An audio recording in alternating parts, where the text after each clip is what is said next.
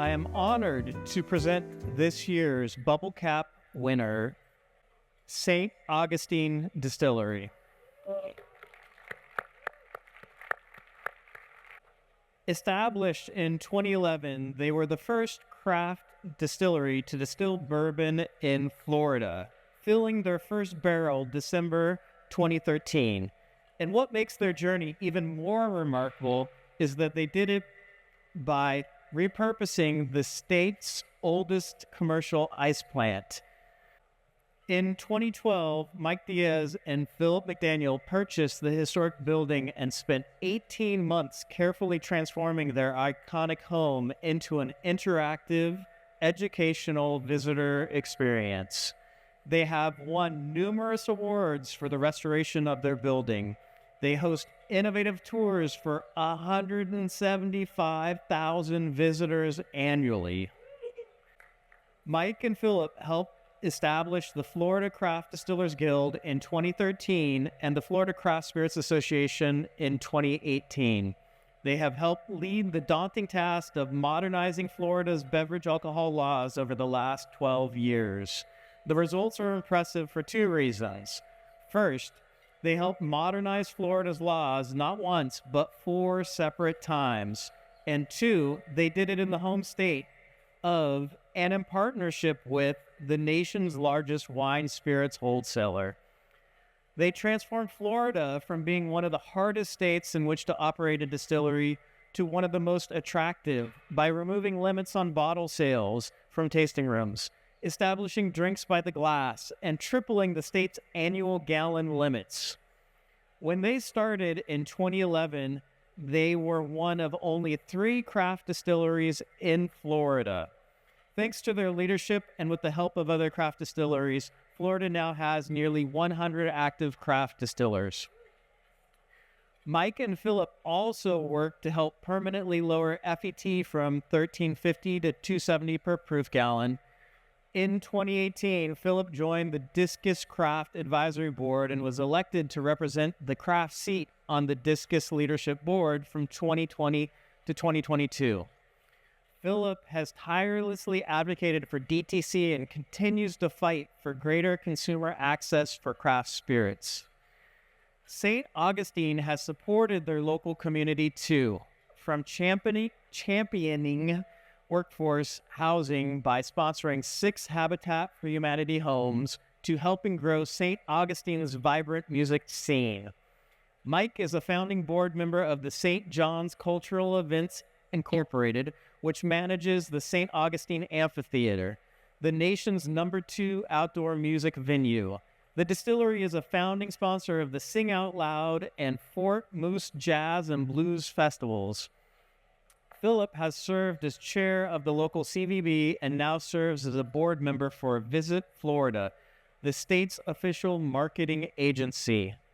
Through their tireless dedication and bold vision, Mike and Philip have been change agents for our industry, creating one of the most successful regional distilleries in the country, strengthening our industry at both the state and national level, made world-class spirits, and invested in their local community, making it one of the most exciting and culturally rich small cities in America. Please join me in congratulating and welcoming St. Augustine Distillery.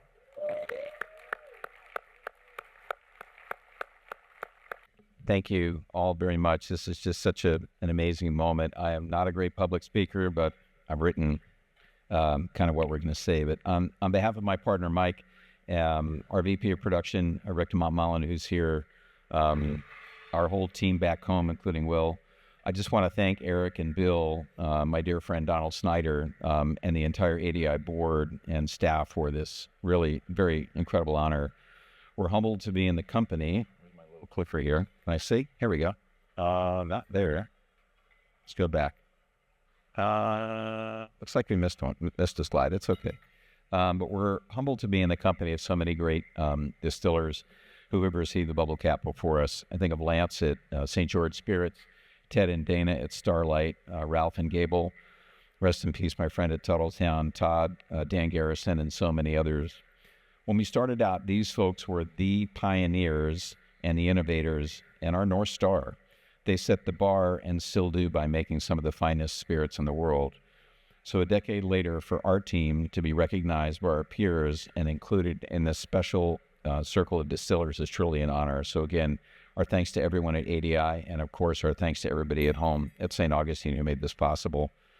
13 years ago, we had a dream, like so many of us here tonight, to open a distillery. We knew that we wanted to be the first to distill and make a bourbon whiskey in our home state, but we didn't know where to begin. We needed to find people with the experience to help show us how to do it and do it well, from manufacturing the spirits from grain to glass, obviously, building a world-class distillery tour, and the 10,001 other things that it takes to successfully operate a distillery. At the time, there was this high-energy, small but mighty emerging organization called ADI. We learned about them and that their next convention, their 8th at that time, was going to be in Portland. And so we registered for the conference, booked our flights, and signed up for some hands-on tours in the Portland Distillery Row. And during that week, we got our first look at what a real state-of-the-art distillery was. And I'm going to flip through some of these pictures. So this is, I want to point that, and you guys can see that. That was the picture from the first trade show that I went to at ADI in the Benson Hotel. And on your right, curiously, you're going to see Kevin Dunbar's card and his packet of caps that he was selling. And that's where we first met Kevin, and when we opened our relationship with them. So the show was so much smaller than it is today. And it's that spirit and energy at that show that really kind of gave us a lot of support. But we went to Portland. We visited places like House Spirits. I mean, if you can imagine, this is House Spirits back in. My first distilling class here, you can see Aviation Gin. You guys know aviation, but this is what their production line looked like and their display. There was probably 8 of us in this gin class. It was kind of amazing. We went over to Clear Creek and met Steve McCarthy, who's such an amazing pioneer and innovator. Again, rest in peace, Steve, and saw a bunch of stuff. This was a class actually at Steve's distillery in Portland and ADI. And if any of you guys are in that picture, it's great to see you again. But that same week I met, we were over at McMenamins. And the cool thing about McMenamins, it was just, I love that picture in the middle. I don't know who that gentleman is with his arms up, but he kind of embodied the feeling that we all had there, because so many of us were there for the first time trying to figure out, like, what the hell is craft distilling? What are we doing? We know we want to do it. And we got a chance to go meet these distilleries who are really on the cutting edge. You see some of the first barrels of bourbon on the right there at McMenamins. It was really an incredible, eye-opening experience. But that was in the entire conference that we have here, that was it. There was probably 100, 150 people. That was a spirits competition. And this may be probably the most important picture for me. On the left, obviously, is my dear friend Bill. It was the first night I met him. And when I was at the event, I asked him, and I said, who at this event, Bill, can help us? And he said, there's a guy, on the other side of the room, and his name's Dave Pickerel. You might want to go talk to him. I said, we want to make bourbon in Florida. And he introduced us. And Dave thought about what I had said, and he goes, Florida, bourbon, tourism. He goes, I'm in, I'll help you. And that was really our beginning. And we started working with Dave in the summer of 2011, between the energy from all the people we met at ADI, the support of everyone at that conference, and then Dave, it kind of gave us the confidence to move forward. That was 13 years ago, and we've certainly come a long way since then. And I tell you that today to underscore that ADI and everyone both at that conference and since then has been so instrumental to helping us get to where we are today, as I'm sure it's been for many of you guys out in the audience this afternoon, and specifically for those of you beginning your journey. And I want to take a moment and just say how grateful we are to ADI and what a positive impact they've had on our company. Anytime we had a question, we were able to pick up the phone and call Bill or Eric or anybody else on the team, and it's been just such a joy to work with them. So I'd just like to ask everyone in the audience this afternoon, distillers, suppliers, consultants, if you've been helped by ADI and they've helped you along your way, would you just join me in please giving them a round of applause? If it weren't for them and that show and meeting Bill and meeting Dave, I don't think we would have done this. So I just want to take a few minutes to talk about that. I'm going to turn things over to my partner in crime, Mike Diaz. I've had the distinct pleasure of working with Mike for 13 years on this project, and he's going to tell you a little bit about the things we've done. Thank you. Thank you. Thanks, Phil. There we go. Well, I have to start by thanking all the guests that have come through our facility over the years, right? We get 175,000 people a year. We're lucky to see each and every one of them, and we're lucky to be inspired by them. When we started our distillery, we had the guest experience in mind. We wanted to educate, entertain, and inspire people, and we wanted them to drink better, not necessarily more, but to learn a little bit about craft spirits in a beautiful historical setting, but to really have them push for a better spirit, a better cocktail, and a better understanding of what went into that cocktail, right? And we've continued that focus. We now offer a number of daily classes in conjunction with our friends at Moonshine University.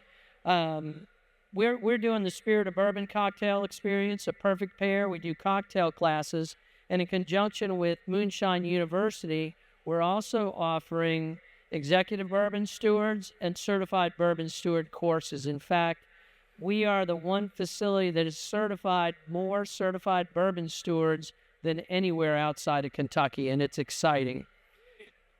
Our entire staff, from distillers, tour guides, and retail team, are also certified bourbon stewards. We believe we owe that level of education to our employees.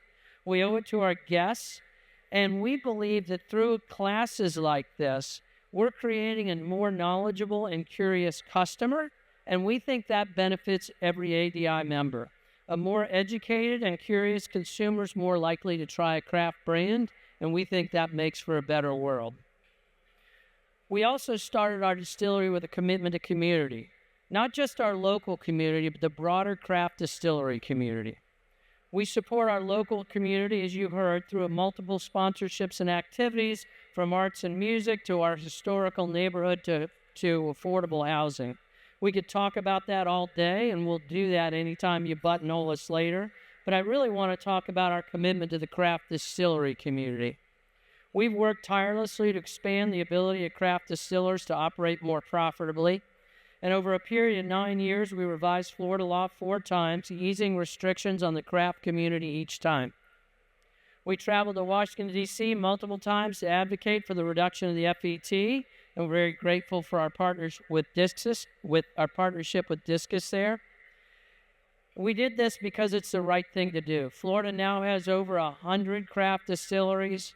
The Florida Craft Spirits Association has more than 50 members, and we think that's a great thing for our state, and it's a great thing for our industry. Innovation and creativity are the fuel that runs the craft spirits industry. It takes tremendous skill and artistry to make a consistent spirit from a 100-year-old recipe at a legacy spirit company. And we believe that artistry should be admired and respected. However, if you look around this room, this is where the innovation in the industry is going to come from.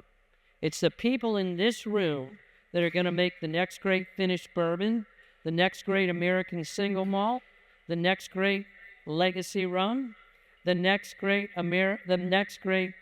creative gin.